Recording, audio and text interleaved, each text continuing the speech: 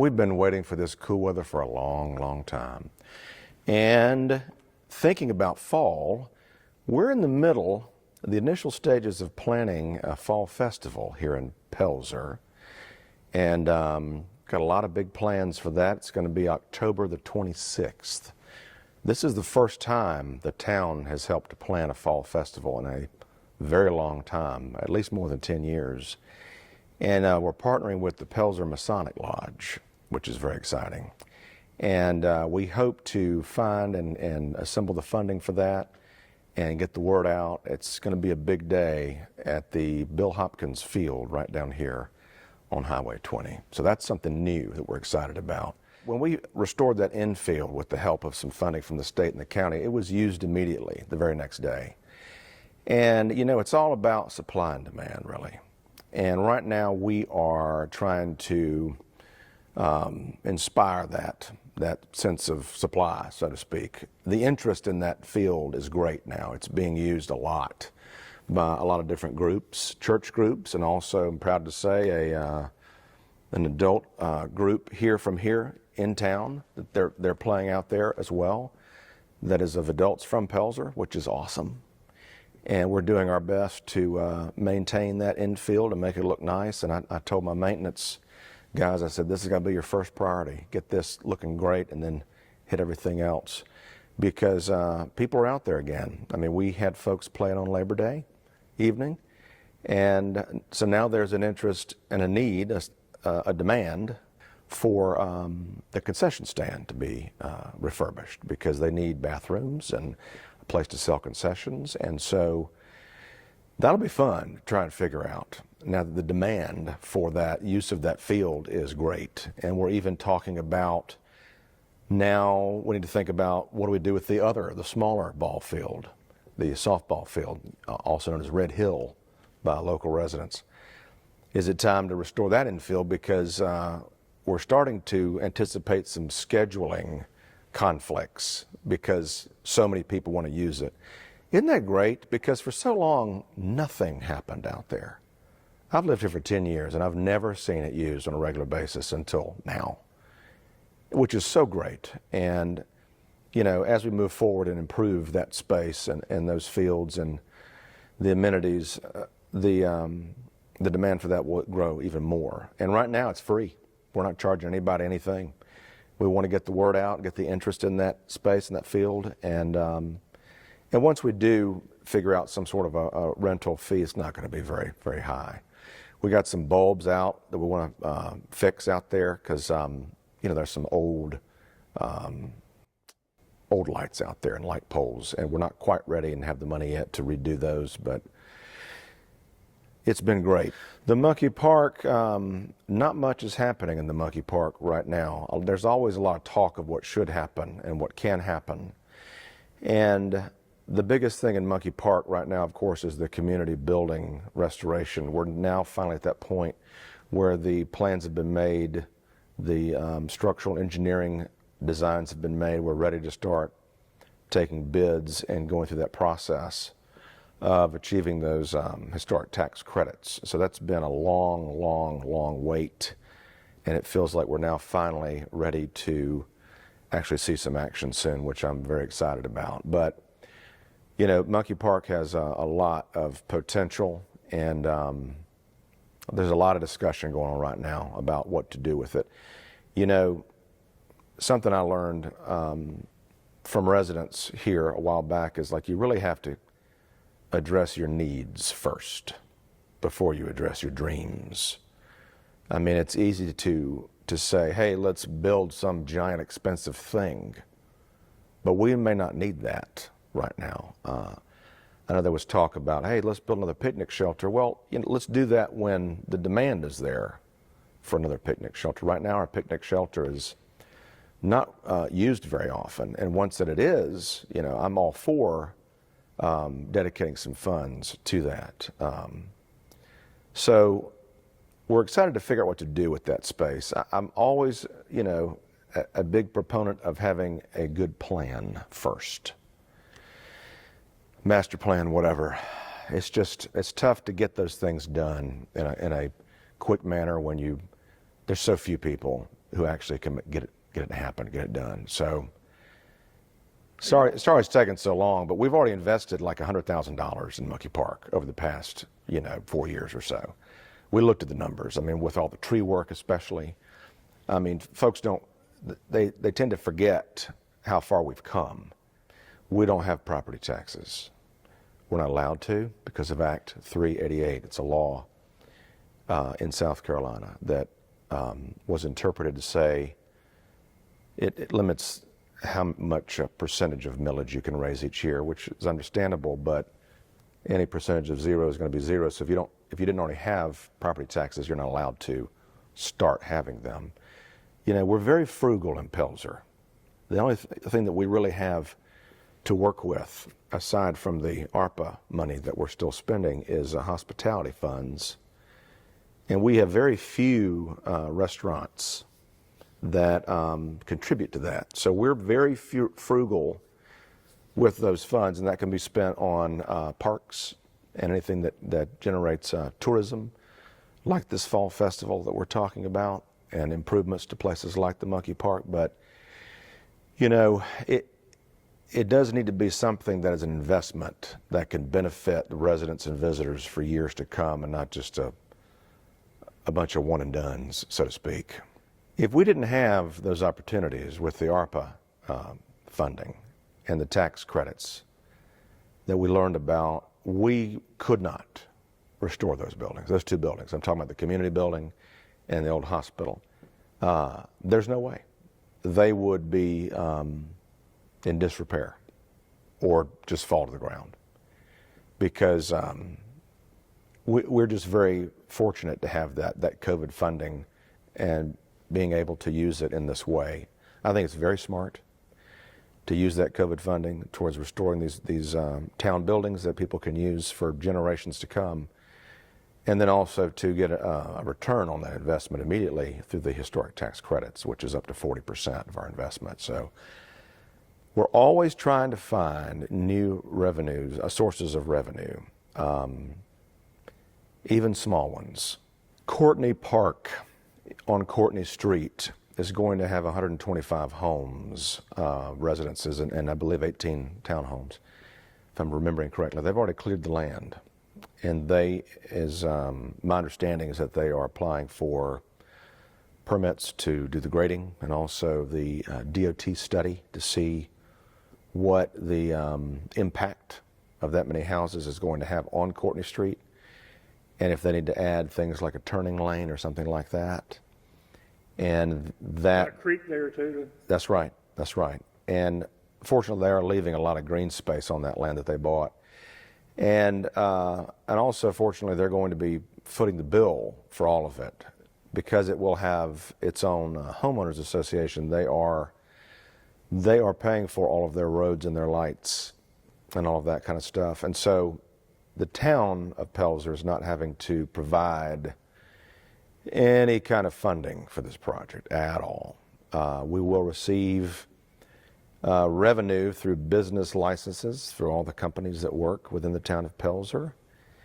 And also, we do have a trash fee for every resident that goes towards paying for our trash service. So right now it just breaks even, so that's not really a revenue stream, but also franchise fees on utilities. So there will be some income coming to the town of Pelzer from that development. That's all I know about it right now, but that will be a major change for this town, because we've not seen that kind of mass residential construction in a very long time. Something big that's coming up that we need to inform everybody about is that we're about to have our roads all torn up big time. And because Greenville Water is replacing our water system, everything, all the pipes. Most of them are on average 75 years old. I believe they've finished replacing all the hydrants, and we see them around town marking the areas where the water lines are going. That's coming soon. And then on top of that, REWA is also upgrading the sewer system. And one of the things, my understanding is that they're going to relocate some of the lines in front of houses on the roads for easier access, because right now some of the lines go behind the houses, and so it's tough to get to them for repair and maintenance when you're having to walk through and around private property and residences' backyards and fences and dogs and buildings and stuff. And so through a big federal grant money, they can do that. So we can have an upgraded, state-of-the-art, modernized sewer and water system that no one in Pelzer has to pay for the upgrade for, which is pretty awesome. You know, folks say, well, how's the town going to survive? They can't fund what they do. Well, a lot of the expenses that we had that were tied to the water and sewer system disappeared. And also, we started our business licenses for the first time, I guess this past year or 2 years ago. So that replaced that gap in that, the loss of that funding. So it's really a matter of, you know, smart moves and great timing and good luck and COVID funding, you know, really all that COVID funding.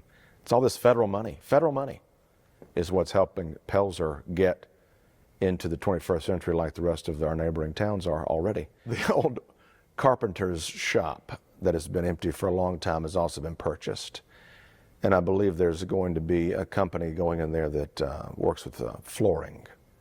So that's a big deal, because they've been fixing the roof and renovating that space, which is very exciting.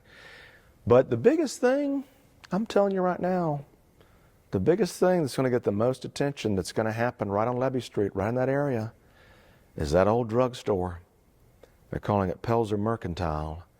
And I went in there the other day and looked inside, and man, they've been working on that thing for like 2.5 years, right? A family and some friends. And they've done a great job restoring it historically and transforming that space into what's going to be a coffee shop on that first floor. And it looks cool. I mean, they've been collecting all these antiques, you know. It looks like a space you want to hang out in every day. And then in the basement, they're putting in a full kitchen. And hopefully one day another space down there. And then in the top floor, there's this huge open room, gorgeous room that can be, you know, for more seating or maybe parties or events or whatnot. And it used to be where the Pelzer Masonic Lodge used to meet back in the day, in the 30s and 40s, I think. Pressed tin ceiling, original schoolhouse pendant lights, and then all of those surrounding windows, all this natural light up there. And it has that old Florentine glass with the carvings in it that makes it translucent.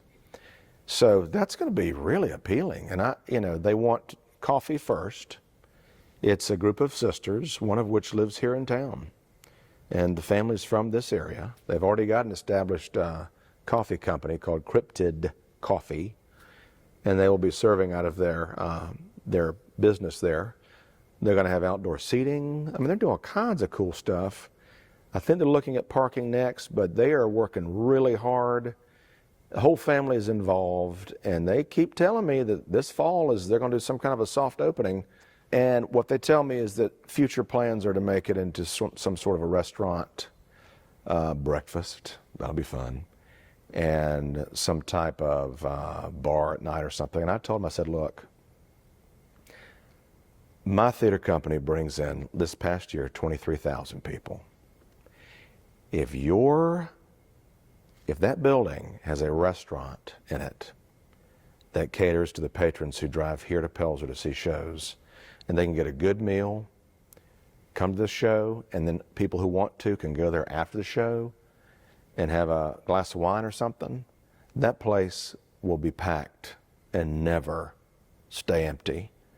And we can partner with them and do some cool, like meet and greet, like Meet the Cast or something at the Pelzer Mercantile, if that's what they end up calling, I think it is. But it's what I've been waiting for so long, is to really capitalize on all of these tourists coming to Pelzer, because they don't eat here.